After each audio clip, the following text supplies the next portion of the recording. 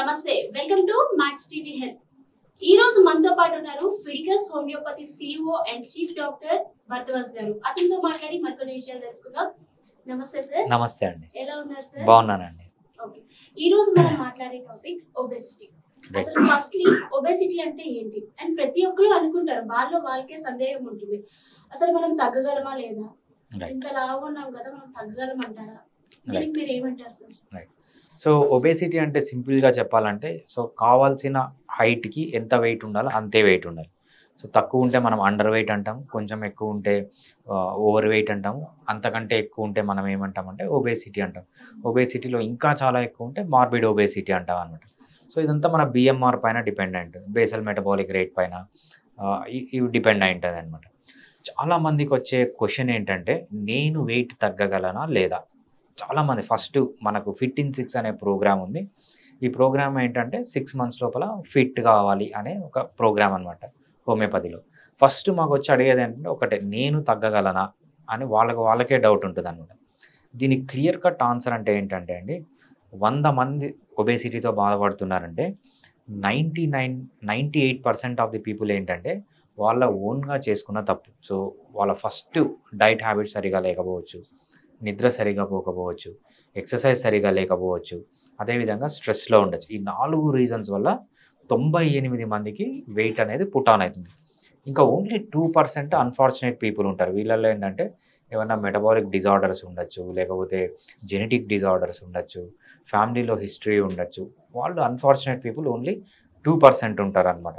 కానీ 98% of the people ఏంటంటే ఖచ్చితంగా వెయిట్ అనేది తగ్గుతారు. సో హోమియోపతి ట్రీట్మెంట్తో పాటు మీరు మంచిగా డైట్ తీసుకొని, మేము చెప్పిన డైట్ తీసుకొని, అదేవిధంగా చెప్పినట్లు ఎక్సర్సైజ్ చేసి, బాగా నిద్రపోయి, బాగా స్ట్రెస్ ఫ్రీ లైఫ్లో ఉంటే 98 మంది అనేది 100లో వెయిట్ లాస్ అనేది వాళ్ళకు కావాల్సిన desired weight. Only weight loss ఒక్కటే కాదు, మనం ఏమంటున్నామంటే 6 monthsలో ఫిట్ అంటున్నాం. ఫిట్గా కావడం అంటే ఓన్లీ వెయిట్ లాస్ కాదు, మజిల్ పెరగడము, సో ఫిజికల్గా, ఫిజియలాజికల్గా, సైకలాజికల్గా ఇంప్రూవ్ అవ్వడం, ఇవన్నింటినీ కలిసి మనం ఫిట్నెస్ అంటాం.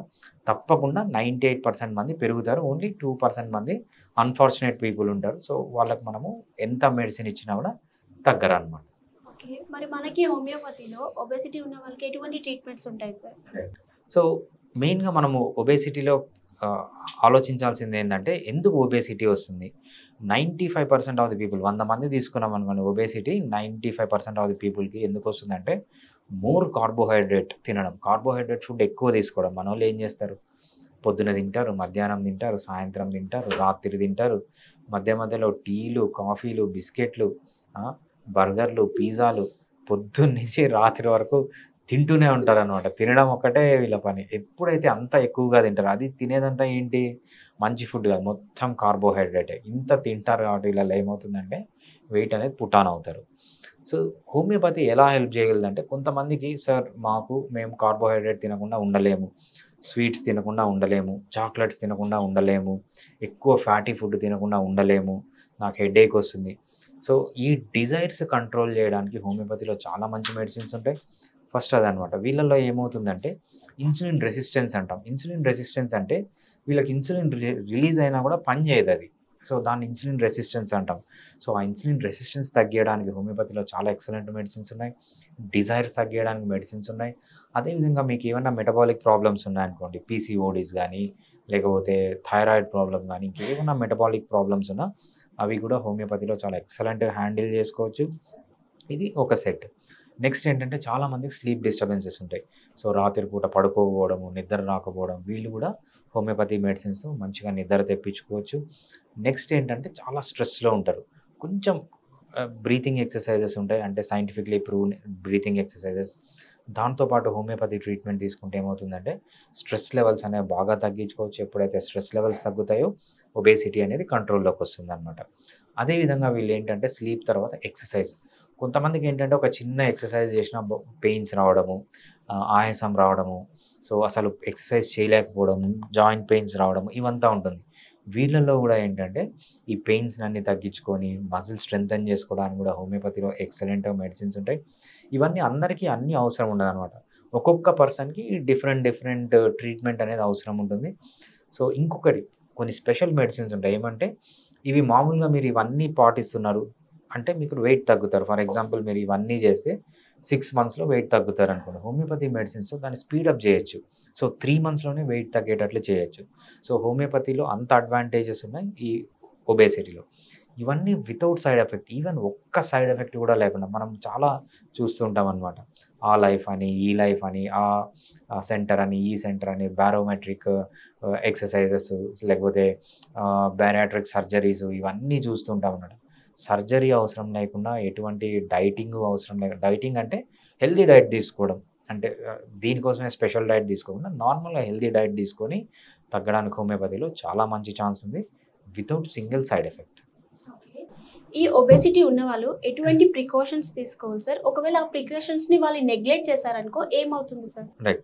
సో ఒబేసిటీలో చాలామంది అనుకుంటారండి. ఏమనుకుంటారంటే, సో నేను ఏదైనా ఒక వెయిట్ లాస్ ప్రోగ్రామ్‌లో జాయిన్ అవుతాను. బాగా వెయిట్ లాస్ అవుతాను. ఆ తర్వాత నేను మళ్ళీ నార్మల్‌గా ఉంటాను.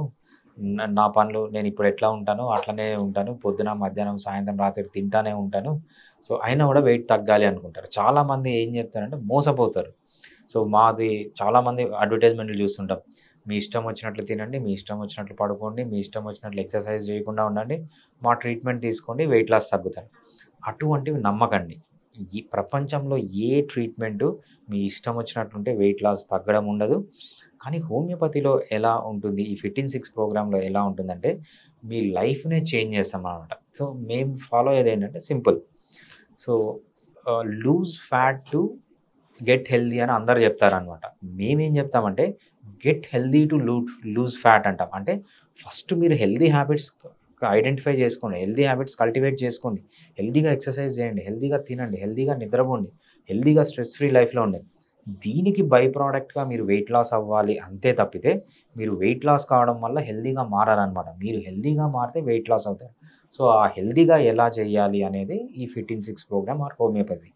సో ఎప్పుడైతే మీరు ఈ అనవసరమైన మాటలు, అబద్ధాల మాటలు నమ్మి, నేను నా ఇష్టం వచ్చినట్లు చాలామందిని చూస్తామనమాట. సో మీరు ఇష్టం వచ్చినట్లు తినండి, మీరు అది తిండిలో కాంప్రమైజ్ కావాల్సిన అవసరం లేదు, మా ట్రీట్మెంట్ తీసుకోండి. ఇవన్నీ నమ్మకండి. సో మీరు హెల్తీగా మారాలి. హెల్తీగా మారితే దానికి బై ప్రొడక్ట్‌గా మీరు వెయిట్ లాస్ కావాలి తప్పితే, వెయిట్ లాస్ అయిన తర్వాత మేము హెల్తీగా ఉంటామనేది అది కరెక్ట్ కాదు. ఇట్ ఈస్ ఇంపాసిబుల్ అనమాట. ఓకే. ఇప్పుడు ఒబేసిటీ ఉన్నవాళ్ళు హోమియోపతి మెడిసిన్ ఎక్కువ యూజ్ చేసి ప్లస్ ఫుడ్ ప్రాపర్ డైట్ తీసుకుంటే తొందరగా ఒబేసిటీ అనేది తగ్గించుకుంటారు అంటారు మీరు. రైట్. యాహ్! యెస్. చాలా బాగా ఎక్స్‌ప్లెయిన్ చేశారు sir. Thank you so much. Thanks అండి.